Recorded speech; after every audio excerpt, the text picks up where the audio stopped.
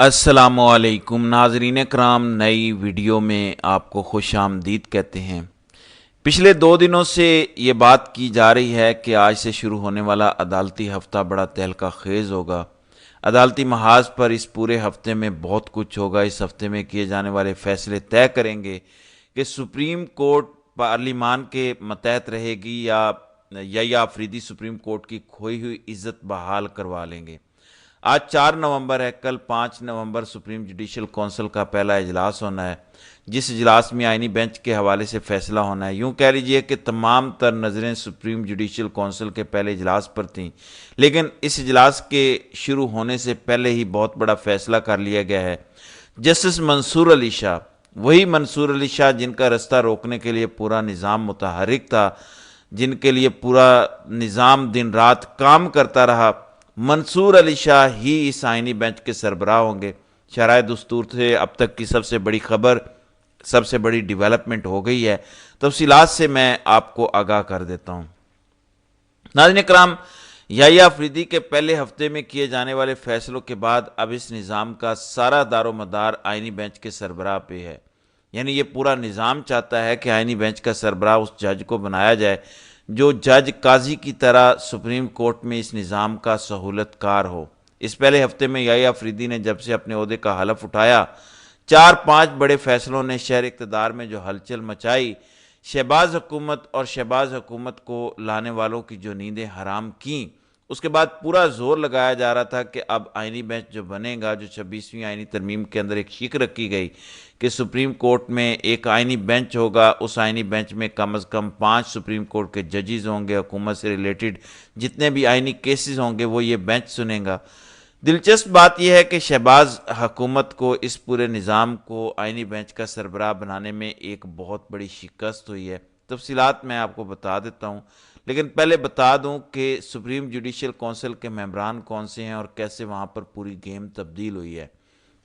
منصور علی شاہ کیسے آسانی سے آئینی بینچ کے سربراہ ہوں گے۔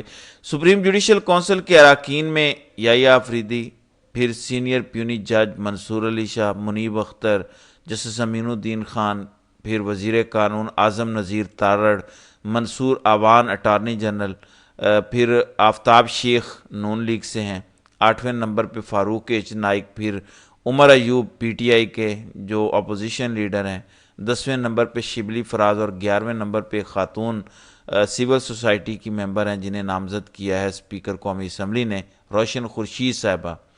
یہ 11 لوگ ہیں سپریم جوڈیشل کونسل کے ممبران۔ اب جو اجلاس ہونا ہے اس اجلاس کا ایجنڈا ہی یہ رکھا گیا ہے کہ آئینی بینچ، ایک آئینی بینچ ہوگا، مختلف آئینی بینچز بنائیں گے، اور سب سے امپورٹنٹ بات یہ ہے کہ اس آئینی بینچ کو ہیڈ کون کرے گا۔ کیا اس آئینی بینچ کا سربراہ یہ نظام اپنی مرضی کا لگوانے میں کامیاب ہو جائے گا؟ یعنی آپ نے دیکھ لیا کہ یحییٰ آفریدی والا جو بلنڈر شہباز حکومت سے ہوا یا جو غلطی ہوئی، کیونکہ اب تو سب کو پتہ چل گیا کہ یحییٰ آفریدی نے منصور علی شاہ کو سپریم کورٹ میں پہلے سے زیادہ طاقتور کیا۔ پھر سب سے امپورٹنٹ بات وہ پریکٹس اینڈ پروسیجر کمیٹی جس میں امین الدین خان کو شامل کروایا گیا۔ یحییٰ آفریدی نے اپنے پہلے انتظامی حکم کے مطابق امین الدین خان کو پریکٹس اینڈ پروسیجر کمیٹی سے باہر پھینکا اور منصور علی شاہ، منیب اختر کو پریکٹس اینڈ پروسیجر کمیٹی کا حصہ بنایا۔ پھر یہ نظام اس کوشش میں تھا کہ سپریم کورٹ کی سینیورٹی لسٹ یحییٰ آفریدی کے بعد شروع کی جائے، کیونکہ یحییٰ آفریدی سپریم کورٹ میں ٹیکنیکلی 3 نمبر کے سینئر جج تھے، اور یہ پورا نظام اس کوشش میں تھا کہ سینیورٹی لسٹ میں پہلے سینئر پیونی امین الدین خان ہوں، اس کے بعد جمال خان مندوخیل، لیکن یحییٰ آفریدی نے سینیورٹی لسٹ میں بھی تبدیلی کی، منصور علی شاہ کو سینئر پیونی جج اور منصور علی شاہ کو تیسرا سینئر جج بنایا۔ تو اب صرف آئینی بینچ وہ واحد رستہ رہ گیا ہے اس نظام کے پاس جس کے ذریعے سپریم کورٹ کو دباؤ میں لایا جا سکتا ہے، سپریم کورٹ کو مینیج کیا جا سکتا ہے۔ تو پچھلے 12 گھنٹوں میں سپریم کورٹ کی راہداریوں سے ہمارے کریڈیبل سورسز نے اس بات کی تصدیق کر دی ہے کہ منصور علی شاہ ہی آئینی بینچ کے سربراہ ہوں گے۔ یعنی وہ منصور علی شاہ جن کا یہ نظام رستہ روک رہا تھا، نہ صرف یحییٰ آفریدی نے سپریم کورٹ میں انہیں طاقتور کیا، بلکہ اب ان کو آئینی بینچ کا سربراہ بھی بنایا جا رہا ہے۔ اس ٹائم جو سپریم جوڈیشل کونسل کے ممبران ہیں ان کی ڈویژن میں آپ کو بتاؤں گا تو آپ حیران ہوں گے کہ کس طرح بڑی آسانی سے حکومت کو شکست ہونے جا رہی ہے۔ مثلاً پیپلز پارٹی کی طرف سے اس سپریم جوڈیشل کونسل کے ممبر ہیں فاروق ایچ نائک۔ اگر کوئی بندہ یہ سوچتا ہے کہ فاروق ایچ نائک یا آفریدی کے خلاف سپریم جوڈیشل کونسل میں ووٹ دیں گے تو وہ احمقوں کی جنت میں رہتا ہے، کیونکہ پیپلز پارٹی کسی صورت ایک ایسے چیف جسٹس کے خلاف ووٹ نہیں کرے گی جس چیف جسٹس نے اب سپریم کورٹ میں اگلے 3 سال رہنا ہے۔ یعنی جو مرضی کر لیا جائے، سیدھے ہوں الٹے ہوں، یا آفریدی نے 3 سال رہنا ہے۔ یعنی 2027 میں جا کر یا آفریدی نے چیف جسٹس کے عہدے سے ریٹائر ہونا ہے۔ تو آپ کا کیا خیال ہے کہ 3 سال تک پیپلز پارٹی یا آفریدی کے ساتھ اپنے تعلقات خراب کرے گی؟ کیا یا آفریدی کے خلاف ووٹ دیا جائے گا؟ بالکل نہیں دیا جائے گا۔ پیپلز پارٹی کے قریبی لوگ اس بات کی تصدیق کر رہے ہیں کہ سپریم جوڈیشل کونسل کے اندر پیپلز پارٹی یا آفریدی کے نام پر متفق ہوگی، یعنی جو نام یا آفریدی فلوٹ کریں گے اس شخص کو سپریم جوڈیشل کونسل نامزد کرے گی آئینی بینچ کے لیے۔ اس شخص کو آئینی بینچ کا سربراہ ہونا چاہیے۔ فاروق ایچ نائک اس نام پر کوئی اعتراض نہیں کریں گے۔ اب پیچھے رہ گئے نون لیگ کے 3 لوگ۔ مان لیں کہ اعظم نذیر تارڑ، منصور عوان اور شیخ آفتاب امین الدین خان کے نام پر زور لگائیں گے۔ امین الدین خان خود کو ووٹ نہیں کر سکتے، یہ بھی ایک دلچسپ سچویشن ہے، کیونکہ 11 لوگ ہیں اس سپریم جوڈیشل کونسل کے اراکین۔ اگر 5 بھی ایک طرف ہو جاتے ہیں تب بھی جو یا آفریدی فیصلہ کریں گے آئینی بینچ کا سربراہ وہی ہوگا۔ اب ایک اور زبردست ڈویژن اس آئینی بینچ کے اندر ہے جو کہ آئینی ترمیم کے اندر لکھی گئی تھی۔ آئینی ترمیم میں یہ کہا گیا کہ آئینی بینچ کا ایک ممبر تمام صوبوں سے ہوگا، 5 ججز ہوں گے، ان میں سے ایک سربراہ ہوگا، باقی 4 صوبوں سے ہوں گے۔ اس اعتبار سے خبر یہ ہے کہ منصور علی شاہ ہو جائیں گے پنجاب سے، منیب اختر سندھ سے، عطر من اللہ KPK سے، اور جمال خان مندوخیل بلوچستان سے۔ جمال خان مندوخیل کے علاوہ نعیم اختر افغان بھی ہو سکتے ہیں جن کا بلوچستان سے تعلق ہے، اور یا آفریدی KPK سے ہیں۔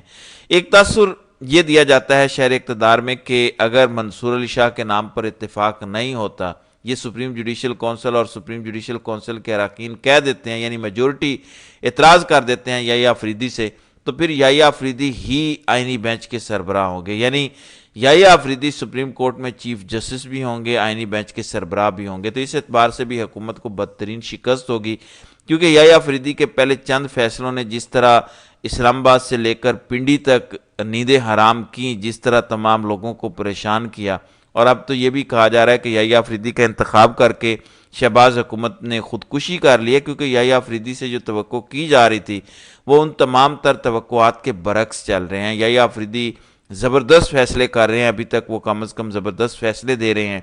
آج سے جس عدالتی ہفتے کا آغاز ہو رہا ہے، اصل کڑا امتحان یا آفریدی کا آج سے شروع ہوگا۔ میں نے کل رات کو ایک ویلاگ میں آپ کو بتایا تھا کہ انتظار حسین پنجوتھا کے ساتھ جو ہوا، اصل یا آفریدی کا امتحان یہ والا کیس ہے، یہ ٹیسٹ کیس ہے۔ آج پیر کا دن ہے، ممکن ہے سپریم کورٹ کے چیف جسٹس انتظار حسین پنجوتھا کو بلائیں، پھر کرسٹل کلیئر ہوگا کہ یا آفریدی سپریم کورٹ کی کھوئی ہوئی عزت واقعی بحال کرنا چاہتے ہیں۔ پھر سپریم جوڈیشل کونسل کا جو اجلاس ہونا ہے، اس اجلاس میں کس شخص کو آئینی بینچ کا سربراہ بنایا جائے، یہ $1 ملین سوال ہے۔ تمام تر خبریں، تجزیے اور کیلکولیشنز اس سپریم جوڈیشل کونسل کے ممبران کو دیکھتے ہوئے یہی ہیں کہ معاملات منصور علی شاہ کے حق میں ہیں۔ تمام لوگ یہ کہہ رہے ہیں کہ منصور Ali Shah supreme judicial council کی جانب سے نامزد کردہ آئینی بینچ کے سربراہ ہوں گے، اور اس آئینی بینچ میں پھر منیب اختر، عطر من اللہ، جمال خان مندوخیل اور ایک کوئی اور جج ہوگا، اور وہ عین ممکن ہے کہ امین الدین خان ہو۔ اگر یہ والا بینچ بن جاتا ہے تو آپ یقین رکھیں کہ شہباز حکومت کا وہ پورا پلان ناکام ہوگا جس کے لیے 26ویں آئینی ترمیم ہوئی، کیونکہ 2 ہی مقصد تھے۔ پہلا مقصد یہ تھا اپنی مرضی کا چیف جسٹس، اور دوسرا مقصد سپریم کورٹ کے اندر ایک سپریم کورٹ۔ وہ تو مولانا نے آئینی عدالت بنوانے سے انکار کیا، انہوں نے ریزسٹنس کی، تو اس کے بعد یہ پلان بنا کہ ایک آئینی عدالت الگ سے نہیں بنے گی، آئینی بینچ بنے گا۔ اب اگر آئینی بینچ کے اندر بھی شہباز حکومت یا شہباز حکومت کو لانے والے اپنی مرضی کے ججز اپوائنٹ نہیں کر سکے تو پھر آپ سمجھ لیں کہ اس نظام کو شکست ہو جائے گی۔ تو یا آفریدی کا اصل امتحان اگلے 48 سے 96 گھنٹوں کے اندر ہوگا، جو کلیئر ہوگا۔ میں نے شروع میں بات کی تھی کہ اس ہفتے میں کیے جانے والے فیصلے یہ طے کریں گے کہ سپریم کورٹ نے پارلیمان کے ماتحت رہنا ہے یا آفریدی نے سپریم کورٹ کی عزت بحال کروانی ہے۔ ابھی تک تو سپریم کورٹ کی عزت کم از کم وہ بحال کرنے کی کوشش میں ہے، لیکن سپریم کورٹ میں ابھی بہت کچھ ہونا باقی ہے۔ اس تہلکہ خیز عدالتی ہفتے میں جو کچھ ہوگا انشاءاللہ میں آپ کو اپڈیٹ کروں گا۔ ایک بات ضرور ہے کہ یہ نظام جس منصور علی شاہ کو کمزور کر رہا تھا وہ پہلے سے طاقتور ہو چکے ہیں۔ اگر وہ آئینی بینچ کے سربراہ بھی بن جاتے ہیں تو پھر تو سپریم کورٹ میں کھیل بڑا دلچسپ مرحلے میں داخل ہو جائے گا۔ انشاءاللہ اس حوالے سے جو اپڈیٹس ہوں گی اس پر اگلی ویڈیو میں بات کریں گے۔ تو ناظرین اکرام، آپ کی اس ویڈیو کے حوالے سے کیا رائے ہے؟ آپ اپنی رائے کا اظہار کامنٹ سیکشن میں ضرور کیجیے گا۔